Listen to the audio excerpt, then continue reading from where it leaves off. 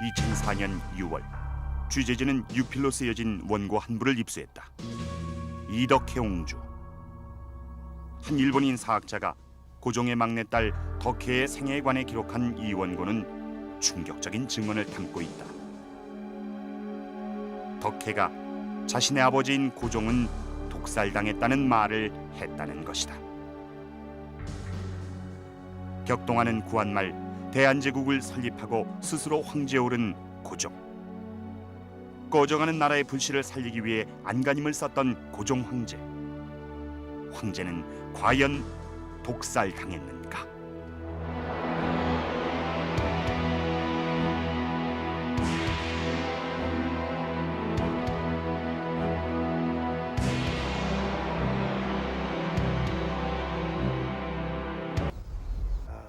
순정 이야기라. 여기 보면은 이제 아버지 죽음은 고종 황제의 죽음에 관해 기록하고 있는 이 원고를 최초로 입수한 사람은 부산 외국어대학교 김문길 교수다.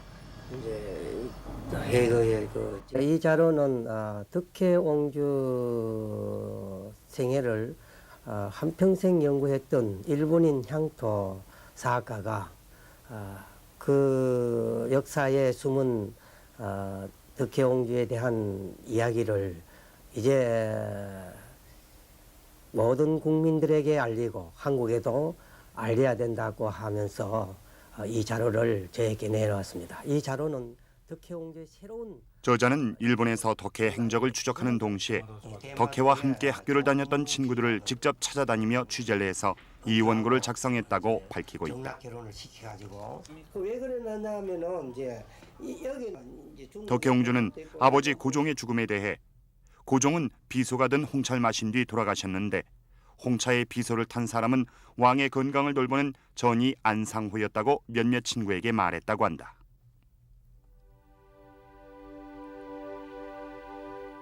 덕혜는 1912년 고종이 양귀인에게서 낳은 막내딸이다.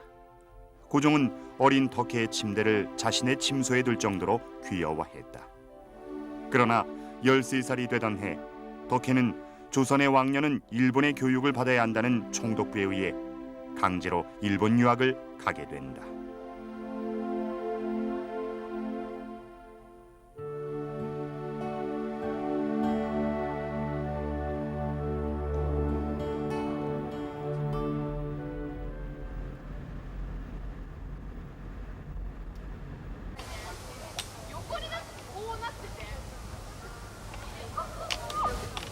일본으로 온 덕혜는 동경학습원에 입학을 한다. 1847년 문을 연 동경학습원은 일본 최초의 신식교육기관으로 당시 일본의 황족과 귀족이 다니던 학교였다. 구한말 덕혜를 비롯한 조선의 왕족들 역시 모두 이곳에서 교육을 받았다.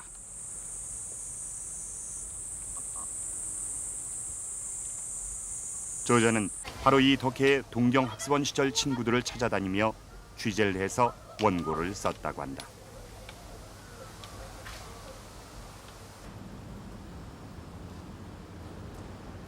취재팀도 덕혜의 친구들을 직접 만나기 위해 수소문해봤다.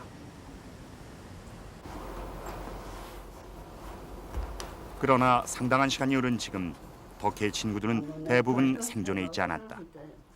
어렵게 수소문한 끝에 올해 나이 94살의 소마 유키가를 만날 수 있었다.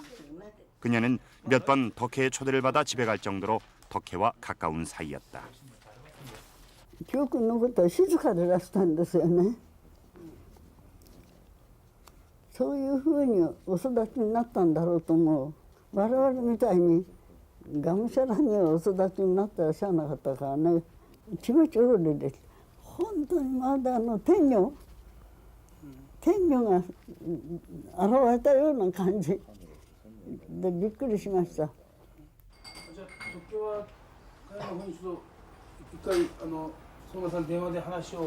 학습원 생활을 할 당시에도 덕혜는 항상 일본에 의해 감시당하고 있었다. 때문에 어떤 자리에서도 자신의 의견을 쉽게 드러내는 법이 없었다고 한다. とって様に私があなたのお立場だったら独立運動をやってるのにあなたはなぜなさんないのって言ったことある。そしたら時姫は何ておっしゃったんですか。お返事がなかった。何もしゃなかった。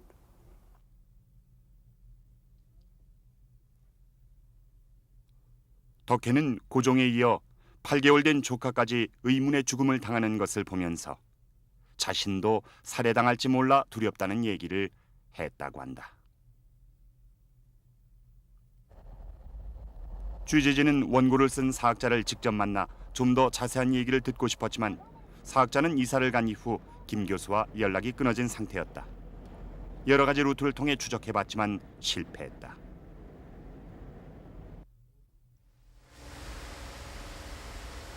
일본인 여류 사학자가 기록하고 있는 고종의 죽음은 과연 사실일까? 의문을 품은 취재진은 우리 역사는 고종의 죽음을 어떻게 기록하고 있는지 찾아보기로 했다.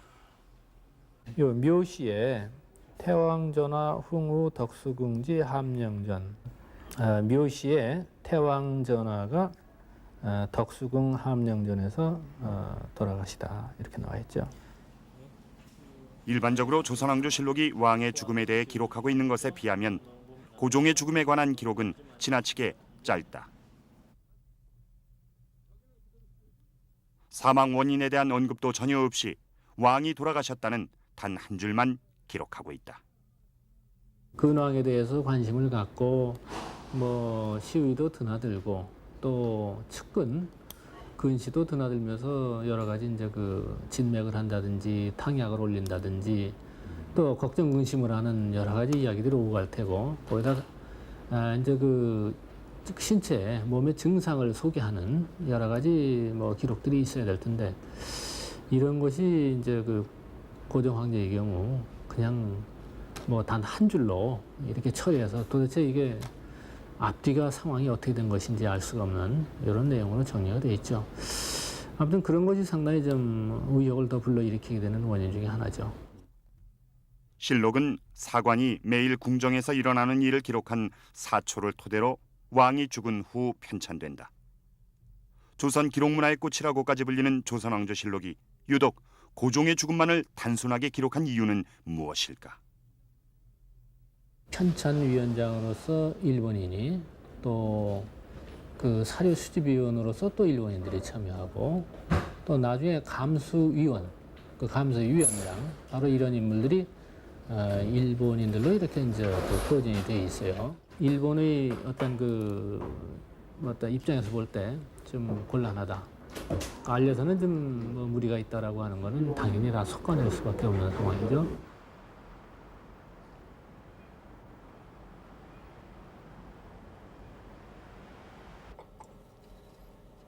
고종의 죽음에 관한 의문은 또 있다. 당시 고종의 죽음을 기사화한 일본 신문을 보면 사실과 다르게 보도했다. 1919년 1월 22일 일본에서 발행된 조일 신문에 보면 이태왕, 즉 고종은 돌연한 뇌일혈로 중태라고 보도하고 있다. 그러나 고종이 사망한 것은 이미 하루 전인 1월 21일. 이 기사가 나갈 당시 고종은 이미 사망한 뒤였다.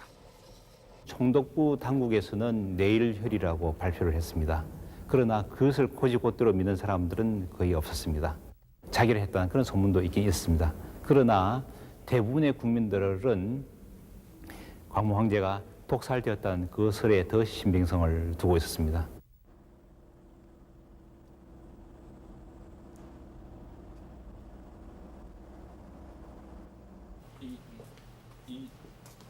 고종의 죽음이 알려지면서 독살됐다는 소문도 빠르게 퍼져나갔다. 실제 당시 기록들 가운데는 고종의 독살에 관해 직접적으로 언급하고 있는 것도 있다. 대한제국 시기 황성신문 발행인으로 대표적인 언론인 중 한 명이었던 이종일 선생이 쓴 일기를 모은 옥파 비망록. 1919년 1월 22일 일기에 보면 어제 고종이 일본에 의해 독살당했다고 적고 있다. 고종이 사망한 바로 다음 날의 기록이다. 여기 그 비망록에 보더라도 자기가 바로 그 1월 22일자 기록에 보면 몇몇 사람들을 만났더니 전부 그 사람들이 고종 독살권으로 아주 그 격분을 하고 절치부심하고 있더라. 그러니까 이것이 대규모 민중운동으로 연결되지 않겠느냐라고 하는 그러한 그 내용을 기술하고 있습니다. 1880년대 이미 일본과 미국에서 유학을 한 개화파의 핵심 인물 윤치호. 윤치호가 18살 때부터 60년 동안 지속적으로 쓴 영문일기는 역사적인 사료로서도 중요하게 평가받고 있다. 윤치호는 바로 이 일기에서 일제시대에 자작까지 받았던 대표적인 친일파 민영휘에게 들었다고 언급하며 고종의 죽음에 대해 기록하고 있다. 고종은 한약을 한 사발 마신 뒤 현기증과 위통을 호소하다 육신이 마비돼 돌아가셨다는 것이다.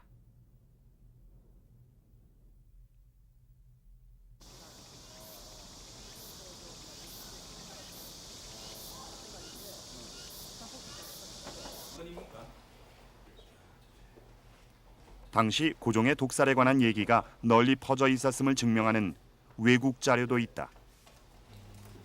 이 배경이 이제 그 당시에 이제 1919년 그 정도에 조선 최초의 감리교 선교사 노블의 부인 마티 윌콕스 노블이 남긴 일기가 그것이다. 한국과 일본은 하나가 돼야 한다는 그런 내용에 대해서 이제 서명하라 그러니까 이 고종 황제는 경로하면서 서명을 거부했고, 그러자 서명을 강요하던 사람들 보니까 어떤 일이 생길까 두려워하던 사람들에 의해서 황제께서는 독살당했다. 전 황제를 독살하고 상궁이 또 하는데 그 여기 이름이 구체적으로 하는 게 윤덕영과 호상학이라고 되어 있는데요. 마티 윌콕스 노블은 당시 거리에 고종의 죽음에 관해 자세히 기록한 이런 전단이 나돌고 있어 그대로 옮긴다고 일기에 적고 있다. 그녀의 일기는 거의 하루도 빠뜨리지 않고 당시의 상황을 상세히 기록하고 있다. 노블 선교사 부부는 1892년 조선에 처음 들어온 후 1919년 사건 당시까지 조선에 머물고 있었다. 저기 다시 중명전하고 붙은 담 사이. 그러니까 그 당시에 이제 중명전 영빈관하고 이분들은 문의 없이 같이 살았다. 거의 뭐 왜냐하면 고종 황제가 이 전체 땅을 감리교를 팔아줬어요, 일부러 자기 편하게 살라고. 그래서 거기다 영명 땅 지문 보니까 전부 이 땅이 노블 거로 돼 있더라고. 이따 저 찍읍시다. 고종은 아버지 대원군과는 달리 선진문물에 관심이 많았다. 뿐만 아니라 일본의 소나귀에서 벗어나기 위해 열강들의 도움이 필요하다고 느낀 고종은 노블 선교사와 특별히 가깝게 지냈다. 감리교 여성교부, 그리고 여성교부 관리 책임자가 마틴 노블 선교사입니다. 그래서 그분이 여기서 수시로 워기보트를 했어요. 워기보트 뭐냐면 대한민국의 그 궁중이라는 걸 계속 미국 정부에 보고하는 겁니다. 그 속에 고종 황제가 독살을 당했는데 윤도경이 사제했고 넷이 누구다 이게 나왔다는 거예요. 그러니까 내가 보기에는 가장 정확한 기록돼서 가장 정확한 사실이 기록된 최초의 문건이 아닌가 이렇게 생각합니다. 500년을 이어온 사직이 풍전등화처럼 흔들리는 구한말. 가장 불운했던 시대의 군주였던 고종은 과연 독살당했는가? 독살당했다면 과연 누가, 어떤 이유로 황제를 독살시킨 것일까?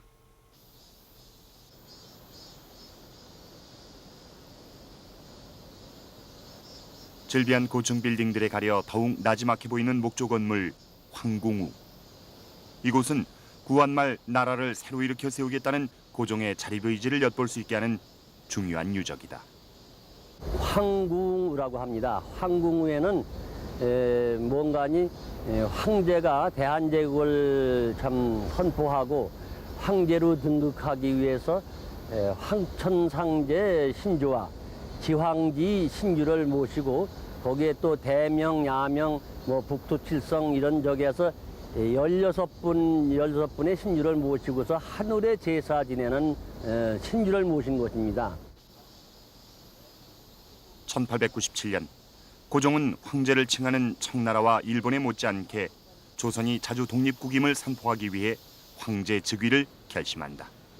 이를 위해 당시 2,600여 평에 이르는 대지에 하늘의 신께 제사를 지내는 환구단을 짓는다. 환구단은 1914년 일제가 이 자리에 철도 호텔을 지으면서 사라지고 황궁우만 남게 된다. 고종 황제는 새로 지은 환구단에서 황제 즉위식을 올린다.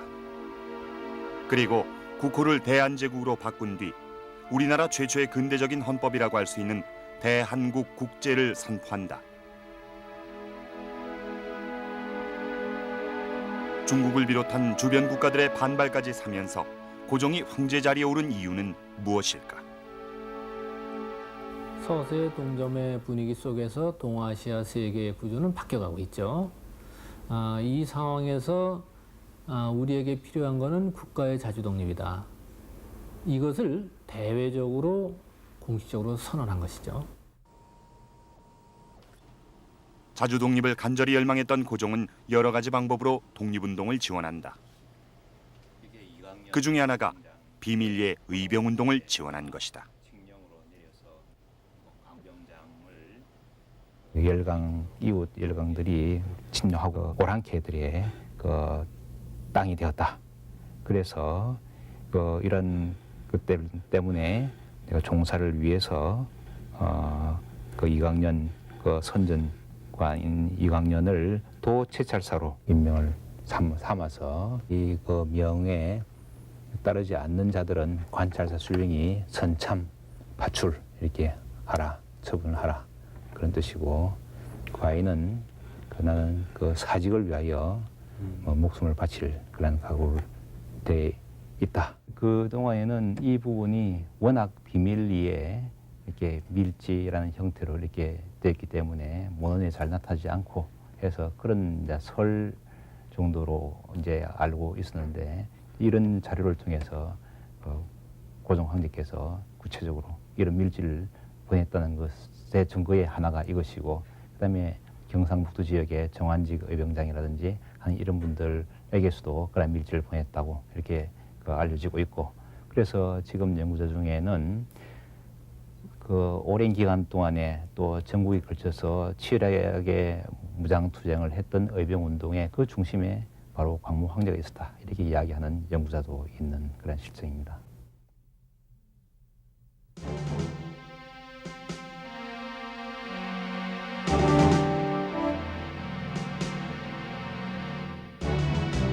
스스로 사직을 위하여 목숨을 바칠 각오가 돼 있다고 언급하며 의병들을 독려했던 고종 황제.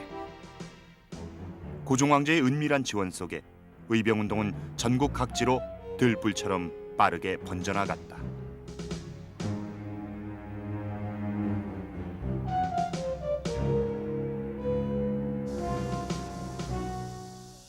서울 양화진에 있는 외국인 묘지. 이곳에 가면 눈에 띄는 비석이 하나 있다. 바로 비문이 깎여져 나간 베델의 비석이다. 나는 외적이라고 표현을 평소에 하는데 외적들이 베델 선생의 이 묘비가 이렇게 서가지고 있고 또 사람들이 아주 줄을 지어서 참배를 했습니다. 그때 이래서는 안 되겠다 그래서 오면은 빈문을 읽으니까 빈문을 정으로 가지고 전부 다 이 쪼았습니다. 전부 다 쪼아드렸는데 일제가 장지연이 쓴 베델 비문을 정으로 쪼아내기까지 한 것은 베델이 당시 백성들로부터 그만큼 존경받는 언론인이었기 때문이다. 1904년 영국 데일리 크로니클 기자로 처음 조선을 찾았던 베델은 대한매일신보를 창간, 항일 언론 투쟁에 앞장선다. 이미 한국의 경찰권과 사법권을 장악하고 있던 일본 통감부는 언론에 대해 철저한 검열을 실시한다.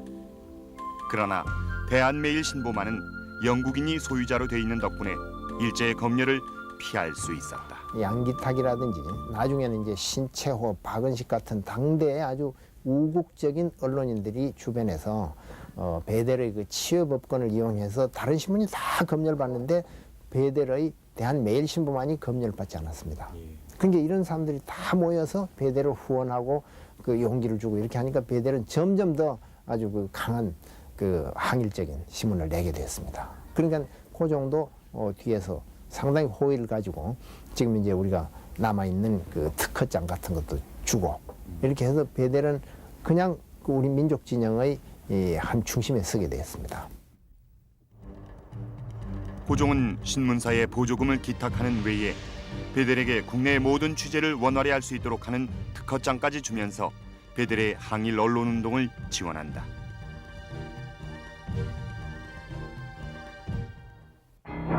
그러나 안타깝게도 베델은 36이란 젊은 나이에 세상을 떠난다. 그러자 당대 최고의 지성인들과 언론인들이 만사를 보내 베델의 죽음을 애도했다. 고종도 직접 만사를 지어보낼 정도로 베델의 죽음을 안타까워했다.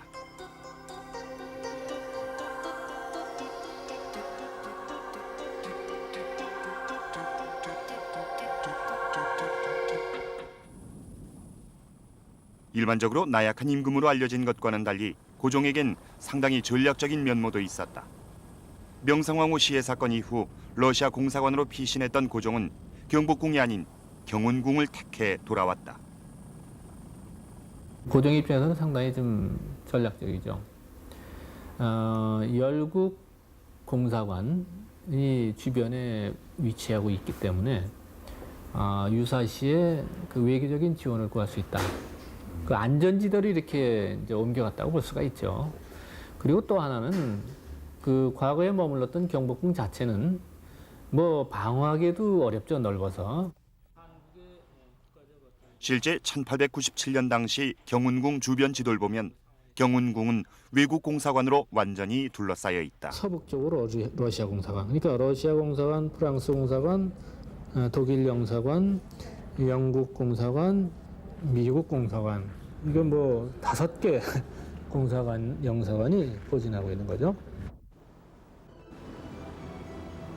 그러나 당시 총독부는 고종이 경운궁에 머무는 것을 좋아하지 않았다.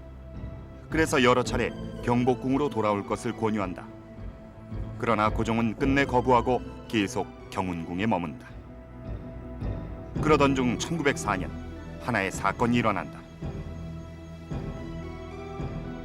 경운궁 내 왕의 침전인 함령전에서 고종 황제가 잠들어 있는 새벽녘에 화재가 일어난 것이다.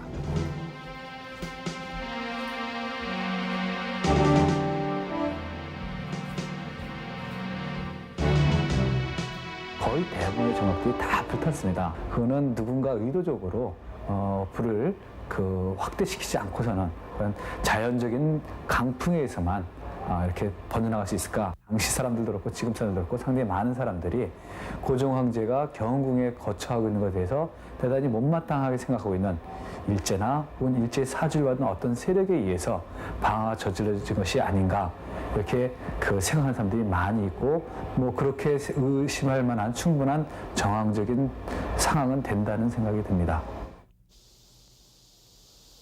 하지만 이 대화재 후에도 고종은 경운궁을 떠나지 않고 유일하게 화재 피해를 입지 않았던 중명전에 머물게 된다. 중명전이 을사조약 체결 장소가 된 것은 바로 고종이 이곳에 머물고 있었기 때문이다.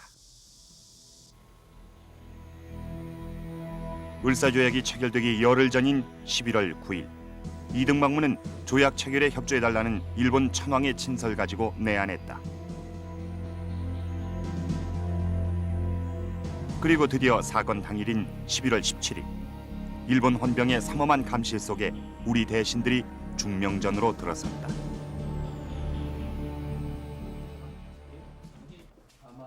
당시 고종은 중명전의 1층은 집무실로 2층은 침실로 사용하고 있었다. 을사조약 회의는 바로 이곳 1층에서 열렸다. 1층이 집무실이었습니다. 이 집무실에서 일제가 조약을 강요하니까 거절하시고 그 집무실 닫고 위로 그냥 올라오셔서 침실에서 이 위쪽에서 있으면서 아래층 내려오지 않고 일제에게 끝까지 그 조약 체계 갖다가 용납하지 않는 그런 모습을 보여주시기 위해서 이쪽 올라오셨습니다. 그 비준을 완강하게 거부하시고 그 논의 자체를 갖다가 진행시키지 않기를 기대하셨던 거겠죠. 17일 오후 3시경 시작된 대신들의 회의는 쉬이 결론이 나지 않았다. 그러자 이등방문은 직접 2층에 있는 고종을 찾아가 조약 체결을 강요했다. 그러나 고종은 끝까지 비준을 거부했다.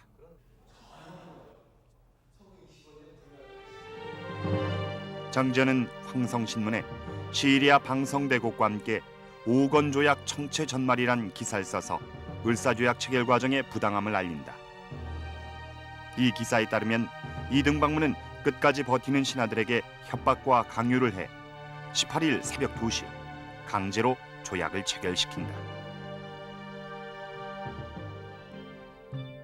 조약이 체결된 후 이등방문을 비롯해 일본군 장성과 일본 공사관원들은 조약 체결을 기념하는 기념 촬영을 한다. 바로 이 시간 백성들은 전 상가를 철시하고 대한문 앞에 모여 조약 파기를 주장하고 있었다.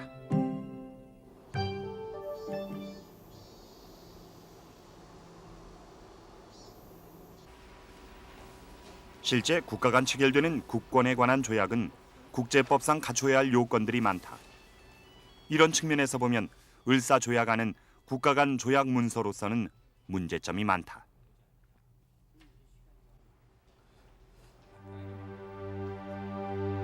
실제 을사조약안은 조약의 제목이 비어 있다.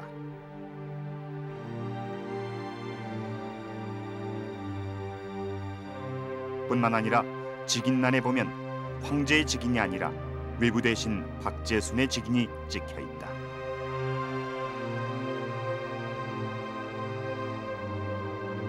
보시는 이 조약안들이 이게 을사조약인데요. 이쪽이 이제 한국어본, 일본어본인데 보시다시피 첫 칸이 빈란으로 되어 있습니다. 제목이 없다는 것을 알 수 있습니다.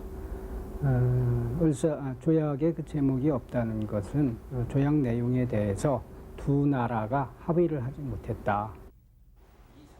그러니까 소위 을사보호조약이란 이름은 뒤에 일본이 임의로 붙인 것이다. 외부 대신 박제순의 직인도 문제다. 국가 간의 조약에서 왕이 아닌 정부 대신이 서명을 할 경우는 반드시 왕의 위임장이 필요하다. 그러나 고종은 박제순에게 위임장을 준 적이 없다. 을사조약은 위임장이 없습니다. 한일 두 나라 어디에도 없습니다. 이거는 그 병합조약의 위임장인데요. 순종이 이완용에게 병합조약의 체결을 위임하는 위임장 원본입니다. 말하자면 을사조약에 대해서도 이러한 위임장 원본이 남아 있어야 되는데 남아 있지 않다는 것입니다. 다시 말씀드려서 고종이 조약 체결의 권한을 위임한 사실이 없다는 것을 말해주고 있는 것입니다. 결국 을사조약은 국가 간 조약 문서로 인정받을 수 없는 날조된 문서에 불과한 것이다. 그러나 당시 일본은 대한제국의 외교권 박탈이 주요 내용이었던 이 조약이 정상 체결된 것으로 꾸며 대한제국에 상주하는 모든 외국 공사관들의 철수를 통보한다.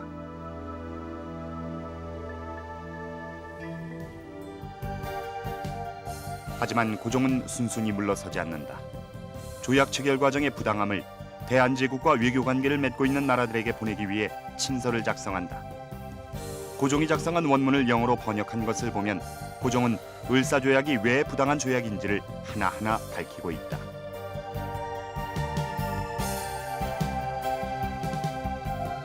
뿐만 아니라 고종은 1907년 헤이그에서 만국평화회의가 열린다는 소식을 듣고 이준, 이상설, 이휘종을 특사로 임명해 몰래 파견한다. 이들 3명의 특사는 대황제의 낙관이 찍힌 임명장을 들고 헤이그로 향한다. 이들의 임무는 을사조약의 부당함을 전 세계에 알리는 것이었다. 그 광왕제께서 이제 헤이그 특사를 보냈던 것은 을사조약이 그 무효라고 하는 것을 그 당시 세계 열강의 9개 국가의 원수들에게 이제 그 천명을 했던 겁니다. 그 을사조약이 그 무효라고 하는 것을 광무왕제가 3가지로 당당하게 그 밝히고 있습니다. 첫 번째가 자기는 그 대한제국의 황제로서 그 조약에 자기의 그 신하들이 서명할 것을 명령한 바가 없다라는 것을 밝혔고, 그러면서 자기는 대한제국 황제로서 이 조약이 무효로 될 때까지 끝까지 투쟁하겠다라고 하는 아주 결연한 의지를 보여주고 있습니다. 당시의 시대 배경 속에서 밀사의 파견은 고종으로선 목숨을 건 도전이었다. 결국 헤이그 밀사 파견이 총독부에 알려지면서 고종은 황제 자리에서 물러나게 된다.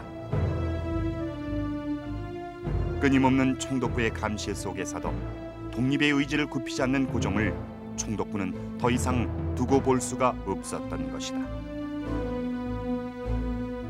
어리석은 군주다.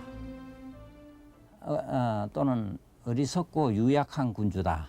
이거는 전부 1910년 이후에 나옵니다.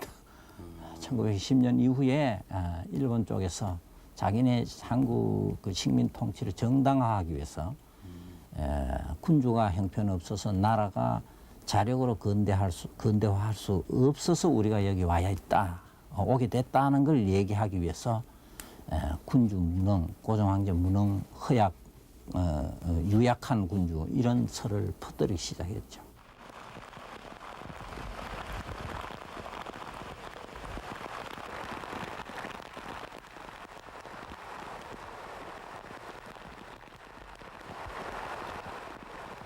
(1907년 7월 20일) 순종에게 왕위를 물려준 고종은 경운궁에 갇힌 것과 다름없는 신세가 된다.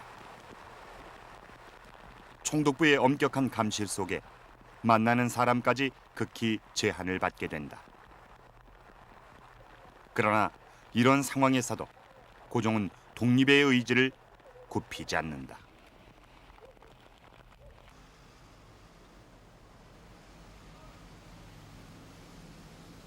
그 중에 하나가 은밀히 추진된 고종의 망명이다.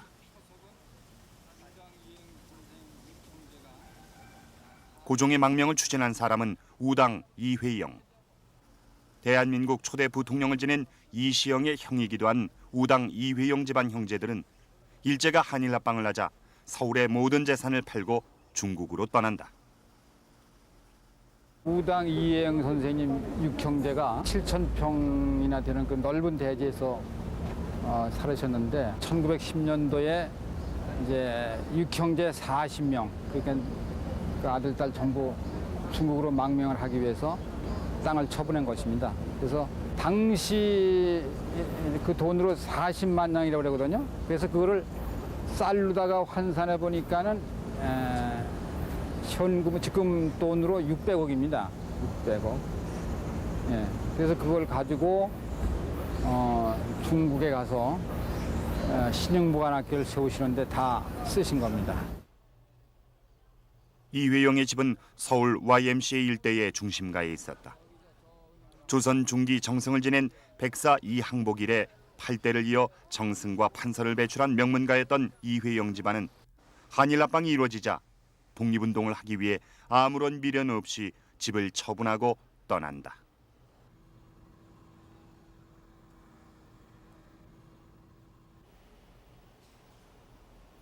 중국으로 간 우당 이회영의 6형제는 모두 독립운동을 한다. 특히 독립을 위해서는 무관의 양성이 필요하다는 생각으로 만주에 신흥무관학교를 세우고 일체 학비를 받지 않은 채 학생들을 양성한다. 이렇게 독립운동에 종사하면서 이회영은 고종의 망명 계획을 추진한다. 이분이 저희 외할아버지 조정자 구자입니다. 이분이 조선조 말에 국내부 대신을 했어요. 이분은 바로 고종 황제의 매부입니다. 이 매부이기 때문에 항상 가깝게 그 고종 황제와 연락이 가능했습니다. 그런데 이분과 우리 할아버지가 이제 사돈지간이 됐습니다.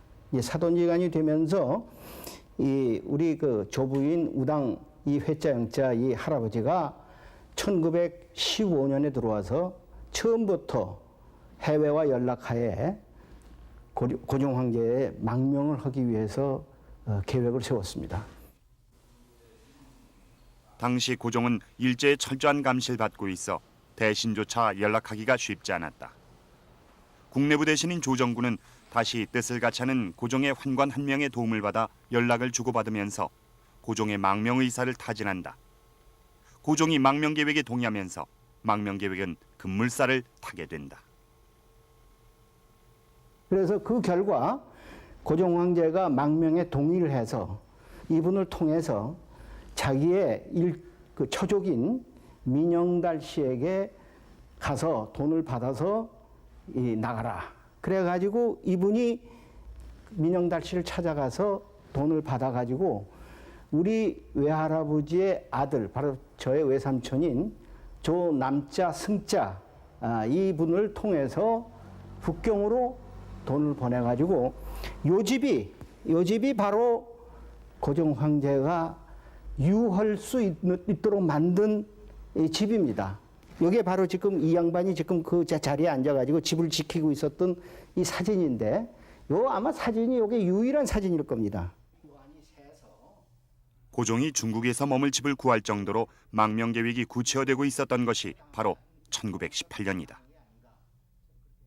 해외에 계신 분들이 고종을 계속해서 망명시키려는 이유는 해외에 어떤 주체 세력이 전부 뿔뿔이 헤어져 있을 뿐이지 그야말로 한국을 대표할 만한 그러한 지도부가 없었단 말이죠. 그냥 단순히 그냥 독립운동 이것뿐이 아니라 국제사회 속에서의 대한제국의 입장을 분명히 정립하기 위해서 고종이 망명을 하려던 것입니다. 따라서 고종 황제가 나가서 독립운동, 예를 들면 아까 이상설 선생이 기도했던 신한혁명당의 당수가 됐다. 그러면 이건 말이 달라지죠. 그러니까 상당한 폭발성이 있을 수 있었는데 그 중간에 좌절이 된 거죠. 뿐만 아니라 1919년은 헤이그 밀사 사건을 일으켰던 만국평화회의가 다시 열리는 해였다. 이런 여러 가지 측면에서 볼 때 고종 황제는 일제에게는 매우 위험스러운 인물이었다. 그러면 고종이 가만히 있지 않을 것이라고 하는 것은 일본 경찰이라면, 일본 책임자들이라면 사실 불문가지죠. 그리고 제가 생각해도 고종이었었다면 그때 가만히 있지는 않았고 모종의 움직임이 분명히 있었을 것입니다. 그런 정황을 본다면은 일본 사람들이 드디어 1차 대전 이후에 민족 자결주의가 나오는 상황에서 고종의 움직임은 상당히 일본 사람들을 긴장을 시켰을 것이고, 그리고 마지막 숙한을 제거하기 위해서 고종을 제거하고 싶은 마음이 아마 굴뚝 같았을 것 같습니다.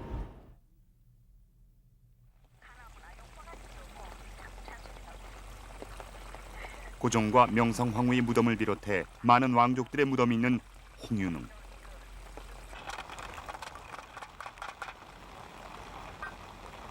올해 84살의 김옥임 씨는 벌써 15년째 한 달에 2번씩 이곳에 있는 이방자의 묘를 찾는다. 1964년 이방자 여사가 한국으로 귀국한 후 돌아가실 때까지 모셨던 것을 인연으로 잊지 않고 찾아오는 것이다. 많이 잡수세요. 그녀는 혹시 고종의 죽음에 관해 이방자 여사로부터 들은 얘기가 있을까? 네, 뭐 별로예요. 그렇게 명확히 얘기 못 하세요. 못 하시는 거지 뭐. 안 하시는 거고. 해봤어 뭐해요. 이왕 돌아간 거고 확실치 않은 얘기 어떻게 하겠어요. 가슴에 묻어두고. 그러면요. 속 터놓고 말하진 못했지만 이방자 여사는 고종의 죽음에 관해 일종의 부채의식을 가지고 있었다. 일본 왕족 출신이었던 이방자 여사는 일본의 내선 일체 정책에 따라 영친왕과 정략적인 결혼을 하게 된다. 그러나 고종은 이 결혼을 몹시 반대했고 결혼식이 있기 불과 나흘 전 돌연히 사망한다. 평생 고종의 죽음에 대해 말을 아꼈던 이방자 여사는 돌아가시기 얼마 전 펴낸 회고록에서 고종의 죽음에 관해 자세한 언급을 하고 있다.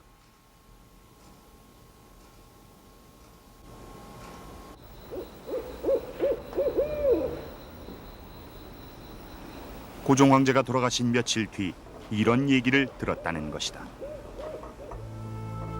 고종 황제가 돌아가신 것이 자연사가 아니라는 것이다. 나는 깜짝 놀라다 못해 온몸에 전율이 났다. 돌아가시던 날 밤까지도 태왕제께서는 아무렇지도 않으셨다 한다. 그날도 그 좋아하시던 식혜를 들고 잠자리에 드셨다. 시종들도 모두 물러가고 주무시려 하는데 갑자기 갈증이 나기 시작했다. 태왕제께서는 차를 가져오라 해서 드셨다.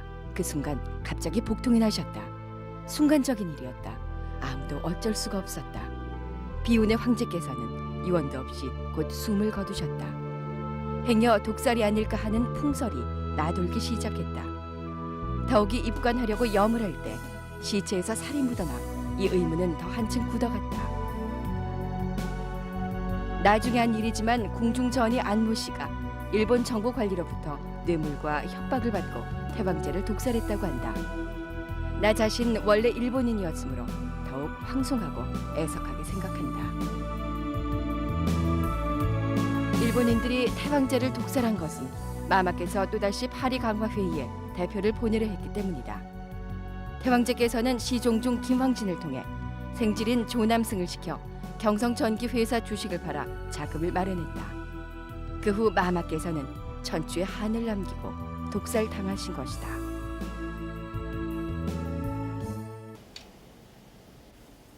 실제 당시 민족운동을 하던 지식인들은 고종의 독살을 기정사실로 믿고 있었다. 박은식은 그에 져서 독립운동 지혈사에서 총독부는 뇌일혈로 발표를 했지만 사실은 일본인의 사주로 식혜에 독을 넣어 독살을 한 것이며 때문에 고종의 시신엔 붉은 반점이 생겼다고 적고 있다. 독립운동지열사는 요거는 민중 사관이라 할까요? 민중을 이제 역사의 중심에 놓고 뭐 이렇게 쓰신 것입니다. 뭐 둘 다 그 백완 박은식 선생의 뭐 그 학자로서의 위치나 명망이나 또 그 내용을 볼 때 상당히 좀 사실에 충실한 이런 기록으로 우리가 볼 수 있습니다. 그 뭐 어떤 그 특별히 어떤 의도를 가지고 뭐 사실을 불려서 과장해서 한다 그런 내용은 거기서는 뭐 찾아보기가 좀 어렵고요. 어디까지나 그 학자적인 입장에서 사실에 충실하게 이렇게 기록을 한 것이다. 뭐 이렇게 이제 평가가 됩니다. 한국 근대사에 대해 평생 연구를 해온 이태진 교수 역시 고종 독살설에 비중을 두고 있다. 저는 독살 쪽으로 봅니다. 독살 쪽으로 보고. 어떤 이유에서? 이 비유가 어떨지 모르지만은 일본 측은 뭔가 그 황실 사람들이 다 없어져야 완전히 한국을 흡수했다, 병합을 했다 이런 생각을 했던 것 같고요. 그래서 가장 큰 저항을 보였고 따라서 그 때문에 강제 퇴위당했던 고종을 그 논법에서 보면은 그 흐름에서 보면은 살려둘 대상이 아니었어요. 그러니까 당시 국제 정세가 마침 또 고종한테 유리하게 그렇게 되니까 결국은 이 사람은 없애야 일본이 안전하다 이렇게 판단할 수밖에 없지 않았나 그렇게 생각. 1919년 고종 황제가 의문의 죽음으로 세상을 떠난 불과 7년 뒤 순종도 세상을 떠난다. 순종은 후손을 남기지 않아 왕가의 적자 열통은 끊어졌다.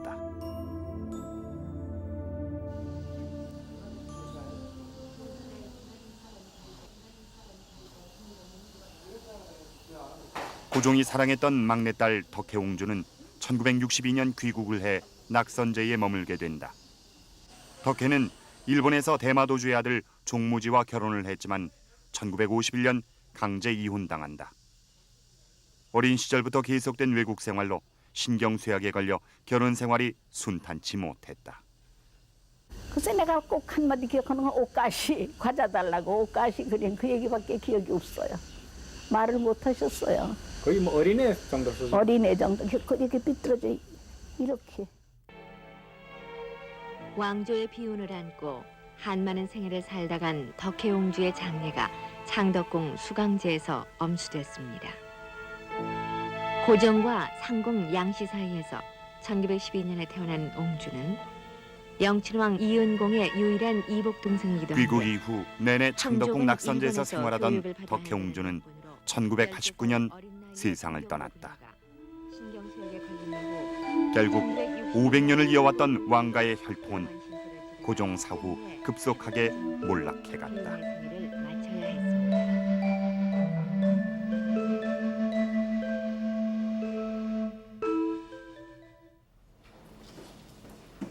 그럴 즈음 최초로 덕혜옹주의 문건을 입수했던 김문길 교수로부터 급하게 연락이 왔다.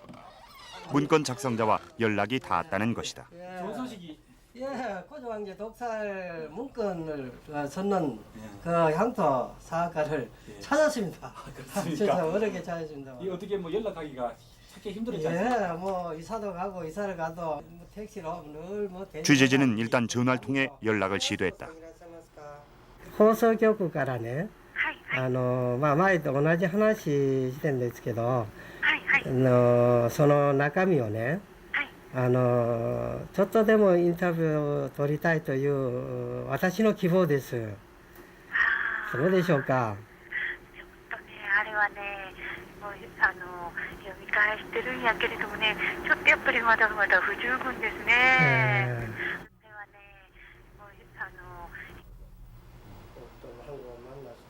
하지만 여류 사학가는 인터뷰를 거절했다.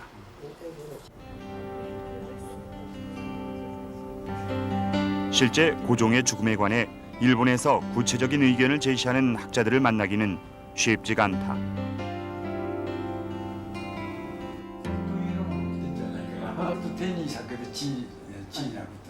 그러나 이조 멸망사란 책을 저술하면서 조선의 역사에 지속적인 관심을 가져온 가다노 쯔교시는 고종의 독살 가능성에 무게를 둔다. 阿寒反戦そういったことからいきますとただ単に退位させただけで日本側から言いますとただ皇帝を重曹に送るだけでは済まなくなる。もうあくまでも植民地化に抵抗しようとした古城というものを総督府側としたら消してしまいたいという気持ちが強かったと思うんですよね。 그는 또 고종 독살에 관한 구체적인 증거를 찾기는 쉽지 않을 것이라고 말했다. 日本国内にそういったその고종暗殺に対するそれも見つけられないというのはですね、例の隠蔽作戦ですよ。朝鮮総督府が1945年の8月の1日頃からもう記録全部焼いちゃってるわけですからね。だから総督府自体の記録は日本にはもう皆無に等しいわけです。一般的なものは時々古本屋に出たり、国立図書館行っても総督府関係のものは少ないですからね。 결국 취재진은 직접 자료를 찾아 나서보기로 했다.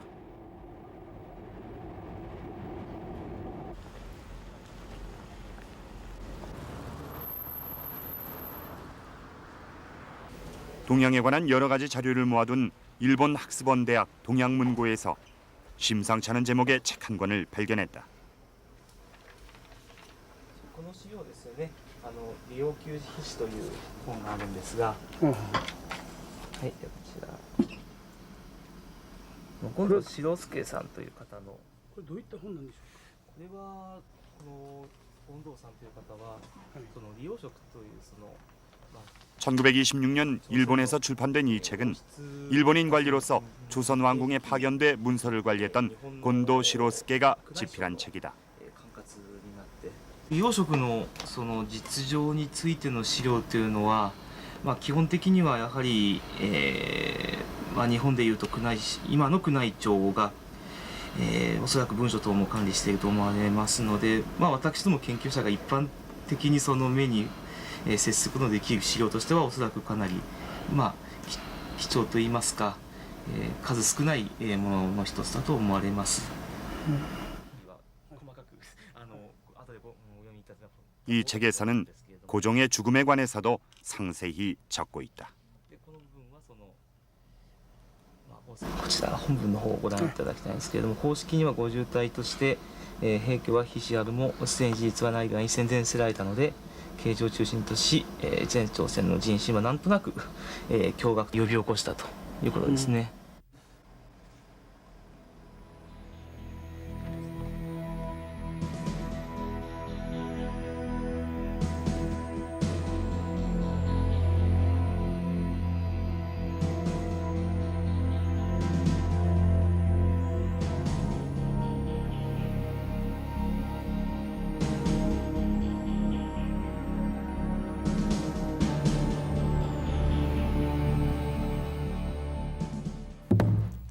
그때여 고종 황제께서는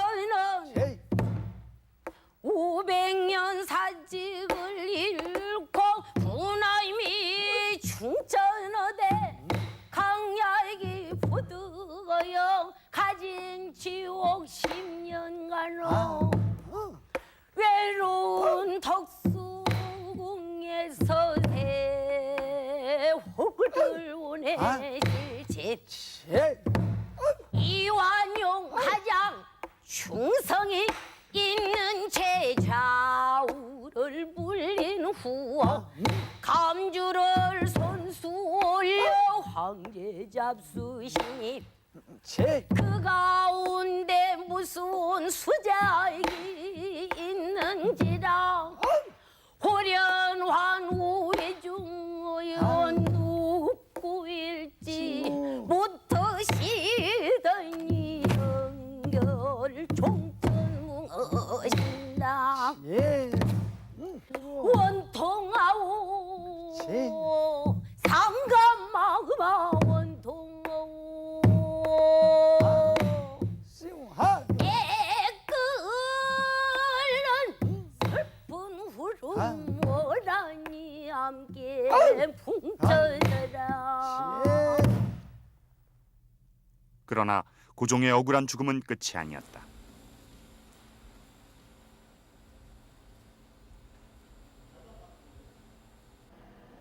고종의 죽음은 불과 한 달 뒤 전 세계를 깜짝 놀라게 하는 대규모 저항 시위인 3.1운동을 불러오는 직접적인 계기가 됐다. 당시 민족 대표들은 이미 오래전부터 대규모 민족 시위를 계획하고 있었다. 그런데 갑자기 고종이 돌아가시면서 독살설이 유포되자 민중들의 분노는 극에 달했다. 그러자 민족 대표들은 바로 고종 황제의 장례식 이틀 전인 3월 1일을 거사일로 결정한다.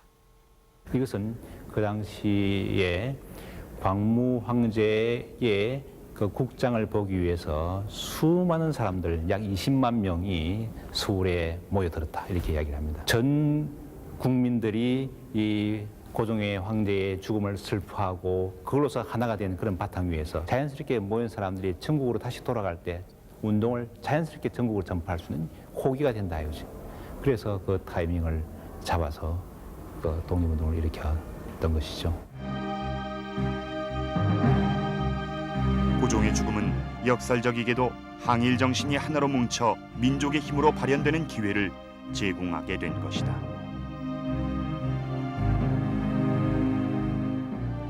삼일운동으로 일본의 경비가 더욱 삼엄해진 가운데 3월 3일 고종 황제의 국장이 치러졌다. 고종의 공식적인 장례는 총독부에 의해 철저히 일본식으로 진행됐다.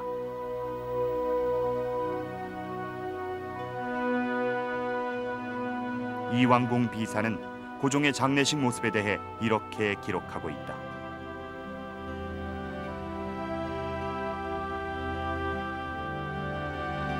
일본식으로 진행된 공식적인 장례에 참가한 조선인은 극히 적었지만 일본을 배제하고 백성들 자체적으로 치룬 장례식엔 수많은 사람들이 참석했다는 것이다. 고종 황제와 대한제국에 대한 우리 한국 사람들의 인식조차 일본 그 식민주의 역사 왜곡에 그 크게 오염이 돼 가지고 아주 부정적으로 보고 있죠. 그래서 그 역사가 제대로 평가되지 못하는, 그래서 민족의 어떤 자부심이라고 그럴까요? 특히 근대 시기에서 너무나 그 자부심을 가지지 못하는 그런 그 상황이 되어 있습니다.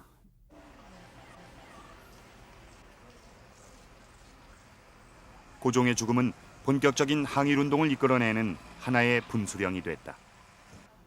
3.1운동을 계기로 각기 분산돼 행해지던 민족운동 세력들이 하나로 모이면서 상해에 대한민국 임시정부가 탄생하는 직접적인 계기가 된 것이다.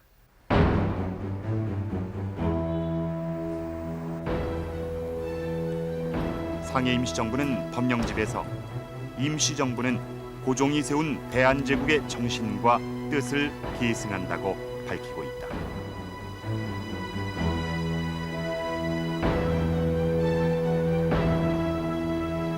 앞으로 이 세울 나라의 국호는 대한제국을 계승하는 대한민국을 하자, 이렇게 제안이 돼서 그게 채택이 됐다고 합니다. 그러니까 그 사실을 비추어 보면은 거기에 우리 역사는 조선왕조에서 대한제국으로 입헌군주제를 지향하는 대한제국으로 이어지고, 그다음에 이제 완전한 민국 체제로 대한민국이 계승 이어지는 이런 그 역사의 맥락이 잡히는 겁니다. 그 대한 고종 시대, 이거는 버리고 싶은 역사처럼 그렇게 사람들이 알고 있습니다. 그런데 우리가 현대 사회에서 방황은 사실은 우리 그 근대 사회 맥락을 제대로 잡고 있지 못하기 때문에 일어나고 있는 그 혼란이요, 방황이다. 저는 그렇게 보고 있습니다.